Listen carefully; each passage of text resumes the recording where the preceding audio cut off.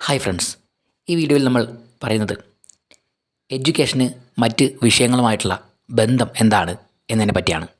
മറ്റ് വിഷയങ്ങളുമായി വളരെയധികം ബന്ധപ്പെട്ട് കിടക്കുന്നൊരു സബ്ജക്റ്റാണ് എഡ്യൂക്കേഷൻ. മറ്റ് വിഷയങ്ങളും തമ്മിലുള്ള ബന്ധം എന്താണ് എന്നാണ് നമ്മൾ പറയാൻ പോകുന്നത്.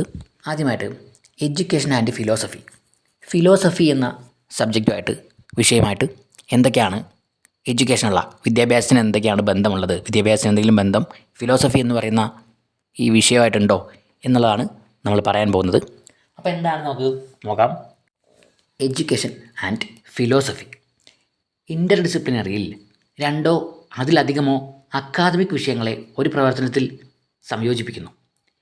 രാഷ്ട്രീയ തത്വചിന്ത, സാമൂഹിക തത്വചിന്ത, സാമ്പത്തിക തത്വശാസ്ത്രം തുടങ്ങിയ തത്വചിന്തയുടെ വിവിധ മേഖലകൾക്ക് വിദ്യാഭ്യാസ നടപടിക്രമങ്ങൾ, പ്രക്രിയകൾ, നയങ്ങൾ, ആസൂത്രണം, അതിൻ്റെ നടപ്പാക്കൽ തുടങ്ങിയ വിദ്യാഭ്യാസത്തിൻ്റെ വിവിധ വശങ്ങളിൽ വലിയ സ്വാധീനമുണ്ട്.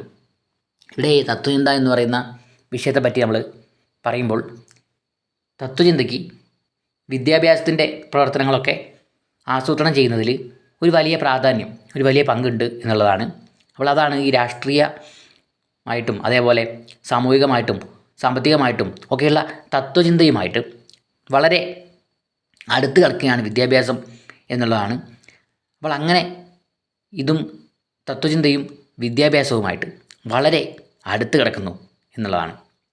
അടുത്തതായിട്ട് എഡ്യൂക്കേഷൻ ആൻഡ് സൈക്കോളജി. എന്താണ് സൈക്കോളജിയുമായിട്ട് എഡ്യൂക്കേഷനുള്ള ബന്ധം?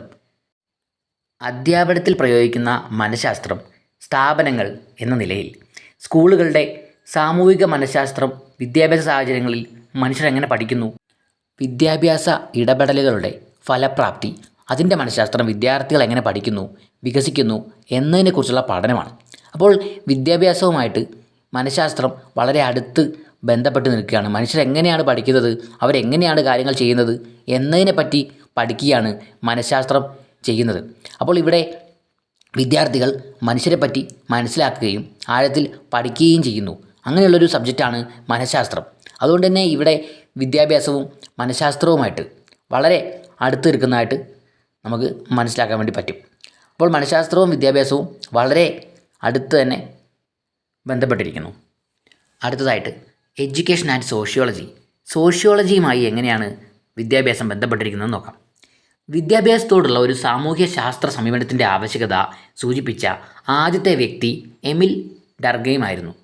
വിദ്യാഭ്യാസം സ്വഭാവത്തിലും പ്രവർത്തനങ്ങളിലും സാമൂഹികമാണെന്ന് അദ്ദേഹം കരുതി.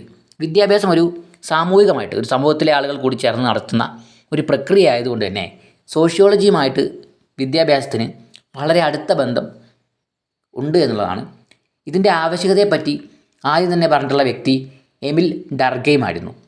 അപ്പോൾ ഇതിൻ്റെ സ്വഭാവം, വിദ്യാഭ്യാസത്തിൻ്റെ സ്വഭാവമൊക്കെ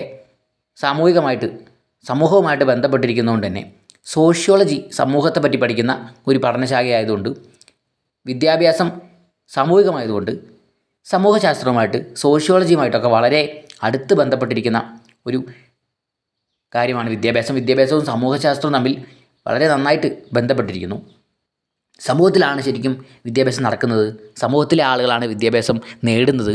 അതുകൊണ്ട് തന്നെ ഏറ്റവും അഭേദ്യമായിട്ട് ഏറ്റവും അടുത്ത് ബന്ധപ്പെട്ടിരിക്കുന്ന എഡ്യൂക്കേഷനുമായിട്ട് ഏറ്റവും അടുത്ത് ബന്ധപ്പെട്ടിരിക്കുന്ന ഒരു സബ്ജക്റ്റ് തന്നെയാണ് സോഷ്യോളജി എന്ന് നമുക്ക് പറയാൻ പറ്റും. അപ്പോൾ ഇനി ഏതാണ് അടുത്തൊരു വിഷയം വിദ്യാഭ്യാസവുമായിട്ട് എങ്ങനെ ബന്ധപ്പെട്ടിരിക്കുന്നു എന്നാണ് നമ്മൾ പറയാൻ പോകുന്നത്.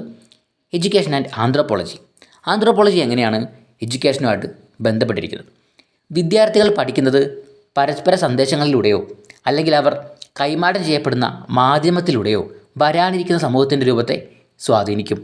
സംസ്കാരം, സാമ്പത്തിക ശാസ്ത്രം, ആരോഗ്യം, രാഷ്ട്രീയം തുടങ്ങിയ നരവംശാസ്ത്ര ഘടകങ്ങളുമായി വിദ്യാഭ്യാസം ബന്ധപ്പെടുന്നു. അപ്പോൾ ഇവിടെ ആന്ത്രോപോളജിയുമായിട്ടും വളരെ അടുത്ത ബന്ധമാണ് വിദ്യാഭ്യാസത്തിനുള്ളതെന്നാണ് പറയുന്നത്. വിദ്യാർത്ഥികൾ സന്ദേശങ്ങളിലൂടെയും കൈമാറ്റം ചെയ്യപ്പെടുന്ന മാധ്യമത്തിലൂടെയും ഒക്കെ സമൂഹത്തിൻ്റെ രൂപത്തെ, സമൂഹത്തിൻ്റെ ആ ഒരു രീതികളെ ഒക്കെ സ്വാധീനിക്കുന്നുണ്ട്.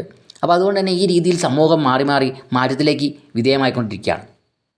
അതുകൊണ്ട് തന്നെ സംസ്കാരം, സാമ്പത്തിക ശാസ്ത്രം, ആരോഗ്യം, രാഷ്ട്രീയം അങ്ങനെയുള്ള മേഖലകളൊക്കെ വെച്ച് നോക്കുമ്പോൾ ഈ മേഖലകളൊക്കെ ആയിട്ട് വിദ്യാഭ്യാസത്തിന് വളരെ തന്നെ അടുത്തൊരു ബന്ധം കാണാൻ പറ്റും.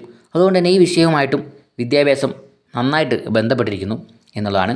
അടുത്തായിട്ട് എഡ്യൂക്കേഷൻ ആൻഡ് പൊളിറ്റിക്സ്. അപ്പോൾ എങ്ങനെയാണ് പൊളിറ്റിക്സുമായിട്ട് ബന്ധപ്പെട്ടിരിക്കുന്നത്?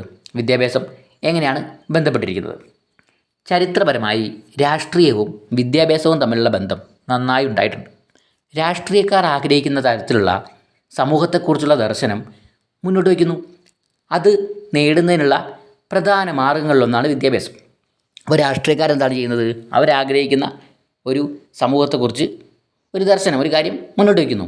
അപ്പോൾ ഇത് നേടുന്നതിന് വേണ്ടി, ഇങ്ങനെ സമൂഹം ഉണ്ടാകുന്നതിന് വേണ്ടി നമുക്ക് ഏറ്റവും പ്രധാനമായിട്ട് വേണ്ട ഒരു കാര്യം തന്നെയാണ് വിദ്യാഭ്യാസം. വിദ്യാഭ്യാസത്തിലൂടെയാണല്ലോ ആളുകൾ ആ ബോധത്തിലേക്കും മൂല്യബോധത്തിലേക്കും അവരുടേതായ ആദർശങ്ങളിലേക്കുമൊക്കെ എത്തുന്നത്.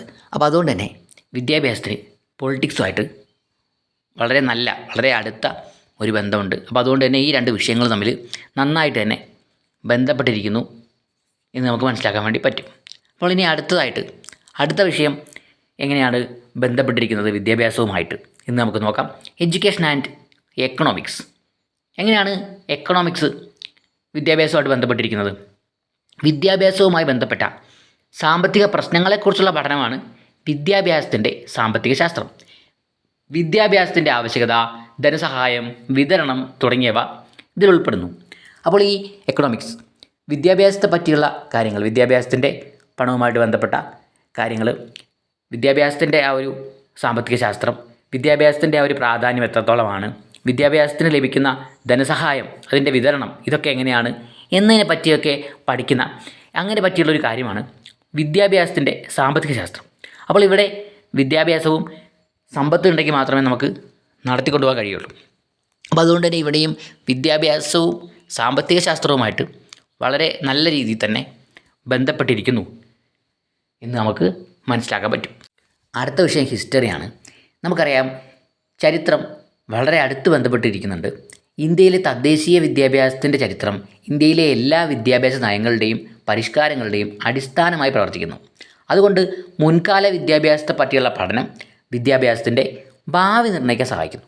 അപ്പോൾ നമ്മൾ ചരിത്രം പഠിക്കുമ്പോൾ മുൻപ് നടന്നു പോയതിനെ പറ്റിയാണ് പഠിക്കുന്നത്.